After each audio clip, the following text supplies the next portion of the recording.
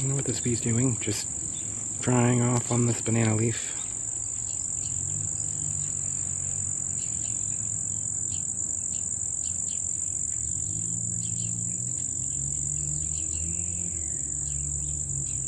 Hmm.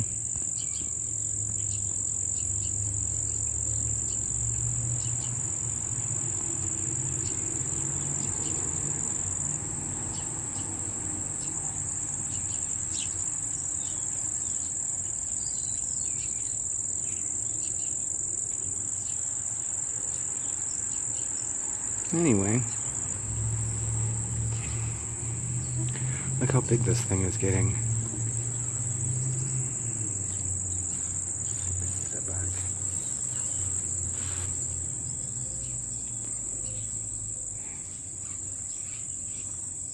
Okay, so I don't really know if these are ripe. I think they are. I mean, oh, no, there's like squash bugs. So I might as well get them, otherwise, like, bugs and stuff are gonna get them. And look at those jerks.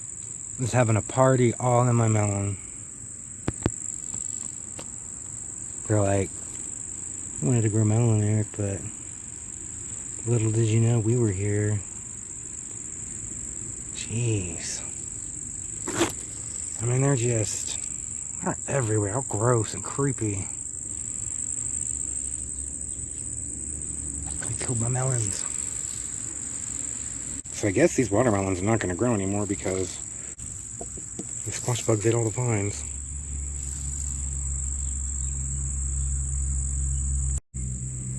It's really creepy. Okay, I guess I'm gonna find out if this watermelon is ripe or not. Let's cut it open and see what it's like. Okay, well, I guess I'll cut into this and see what it's like. I know it's probably not ripe because I don't think it is. But that's okay because I know what to do with unripe melons. So, I'm gonna cut into this and see what it's like. Let's see. Now this is either, I don't think this is a red melon. I think this is like an orange melon or something like that because I planted yellow and orange and... Oh, that's not so bad off. It's a yellow melon.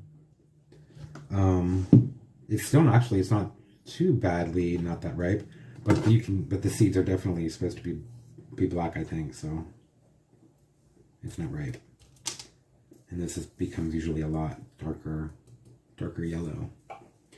But that's okay because I'm still going to use this melon for a few things.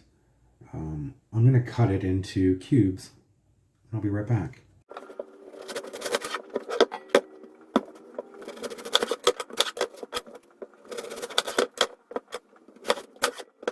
Okay, so I have the rind here, which I'm going to save to. I'm not making watermelon rind pickles, even though that might be what you thought I was doing. This actually isn't that far from being ripe. It's actually pretty sweet. I know the yellow ones are sweeter than the red ones supposedly, but it actually tastes pretty good. I had to make sure I didn't eat too much of it because I needed to save it for this recipe. So I'm going to see how many cups I have here, and then I can figure out what to do next. Okay, so I have about 11 cups or so. I'm going to go ahead and get the brine started. I'm going to start with 4.5 cups of white vinegar. I'm going to add 2 cups of water to the vinegar. Okay, I'm going to add some spices now. I'm going to use powdered spices because I don't care that it makes my jar kind of cloudy and they settle at the bottom. I just shake it up. First I'm going to add a little bit of cloves. I'm going to use just a tiny bit, like maybe 1/4 teaspoon. Okay, I'm going to add about 1/2 teaspoon of allspice. Add about 1/2 teaspoon of nutmeg. Okay, now I'm going to add about 1/4 teaspoon of ground ginger. The last spice, I'm going to add a whole teaspoon of ground cinnamon. And then I'm just going to mix this together and bring it to a boil and let it simmer for 5 minutes. Take this and dump it in here. I'm going to turn off the heat. And then I'm just going to dump the melon right in here. I'm going to cover it up and let it sit for about 2 to 6 hours, depending on how much time I have. While the brine is heating up for the pickles, I'm going to go ahead and use the rind. I'm not going to make watermelon rind pickles. I'm going to make watermelon rind candy, which is really, really good. And you can make it all sorts of different flavors. So the first thing I'm going to do is I'm going to peel off the green part with a peeler, and I'll be back. Well, I'm going to peel off the green part, get rid of any residual soft yellowy parts that I can find, get rid of the seeds, clean it up, and cut it into little sections. This is kind of what you want to make sure all the, like all, not just the peel, but the most of the green part is peeled off too, so that it's mostly you don't see like any of the veins or anything like that on it. So it's mostly just like a clear peel look to it. So now that that's peeled up, now I have to take all these and cut them into little candy like size pieces.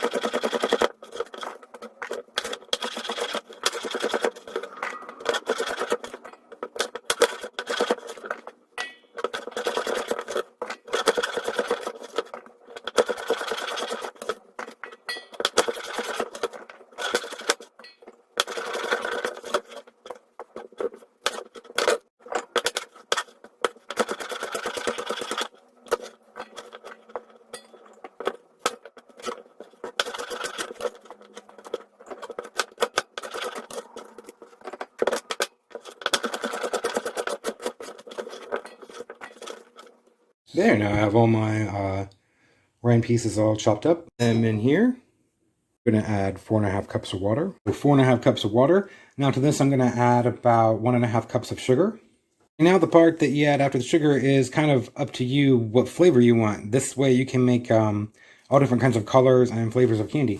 All you use is Kool-Aid packets, or mix-aid packets, or squash packets, or whatever you have that are these flavor packets. I'm going to use cherry, so my candy is going to be cherry flavored.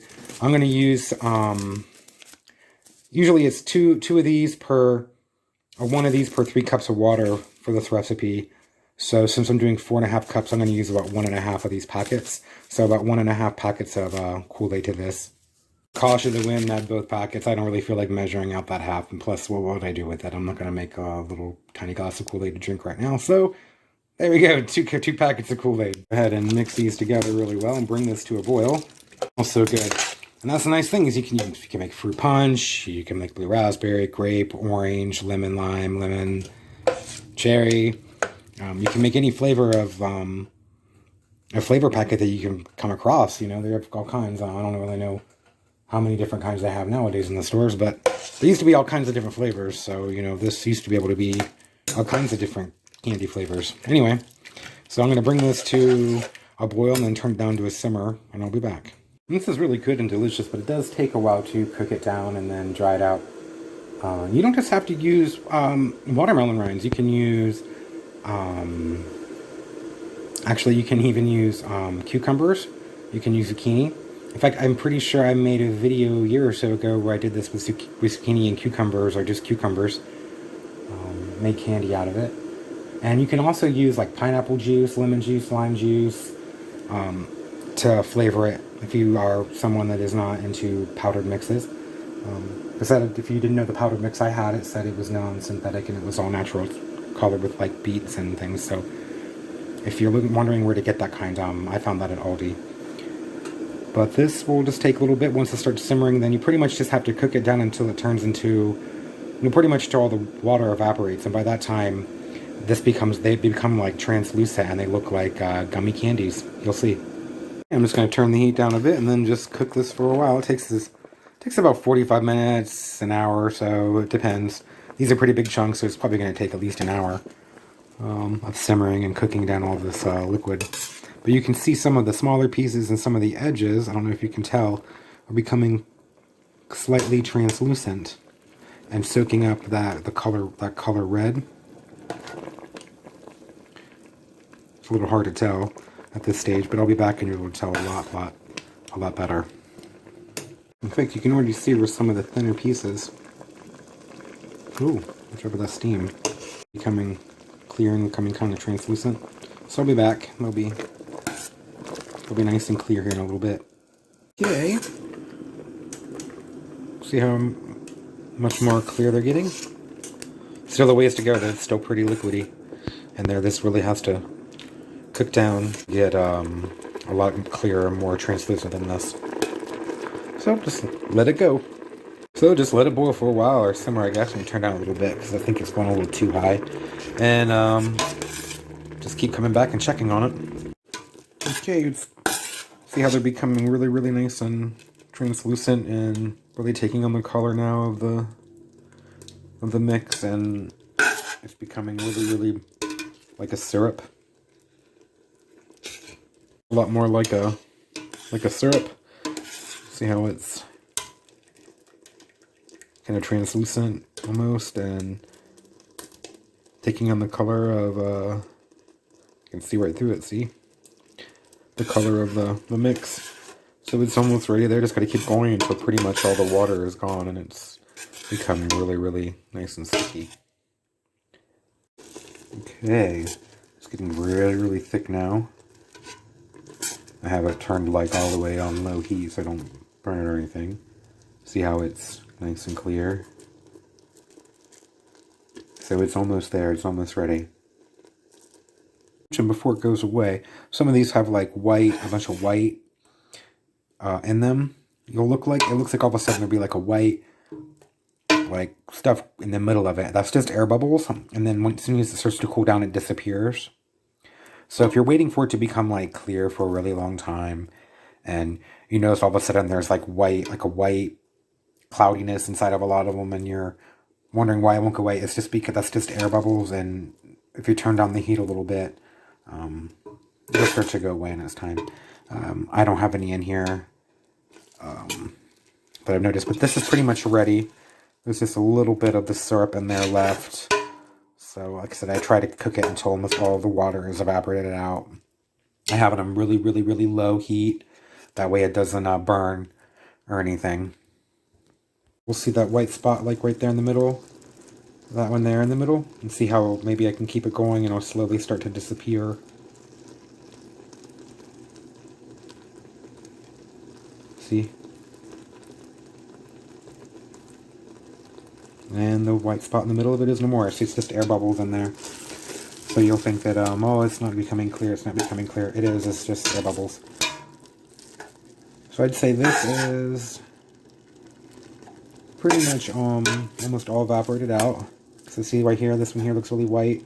It's just air bubbles. Watch as it cools down. It'll disappear.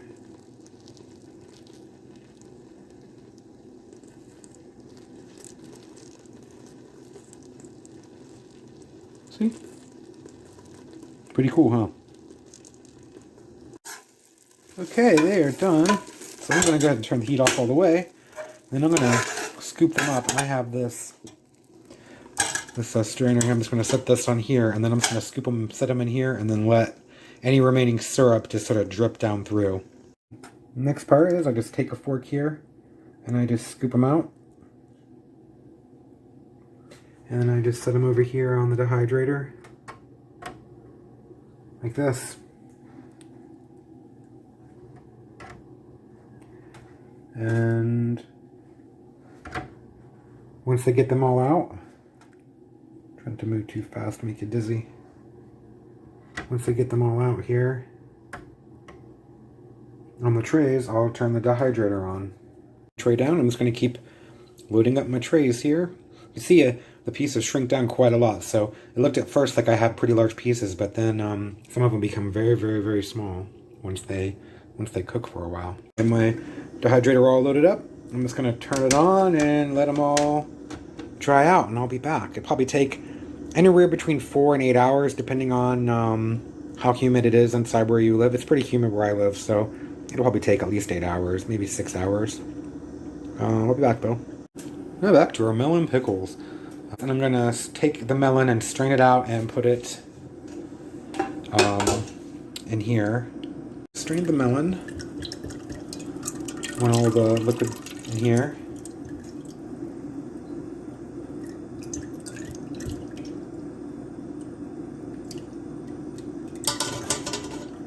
Have this back in here. I'm going to take 3 cups of sugar and add to this. Okay, so I'm going to mix in 3 cups of sugar, and then I'm just going to bring this back to a boil. Okay, now that this is back to a boil, I'm going to go ahead and add the melon back in it.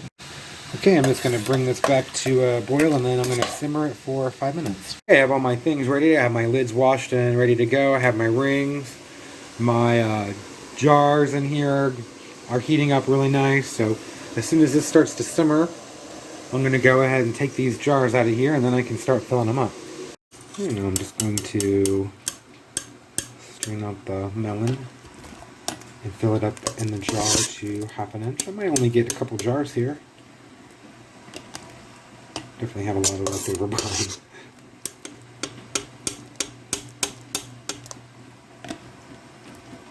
Okay. Okay, well I only got two pints, or I guess it would have been 4 half pints if I wanted to do half pints, which is a lot less than I thought. But I guess that's how it goes. So I'm going to go ahead and fill up with the brine, which I'm going to have a lot left over too right here. And then I'm going to go ahead and put the lid on. So I'm going to fill it up to here and put the lid on. Okay, I've debubbled them. I'm going to go ahead and put the lids on, and then I'm going to get them in the canner. The room's real good first too, because this is pretty sticky. So I'm going to go ahead and do that, then get the lids on. I'm just going to go ahead and get them both in the canner here. Ooh, they're bubbling good there.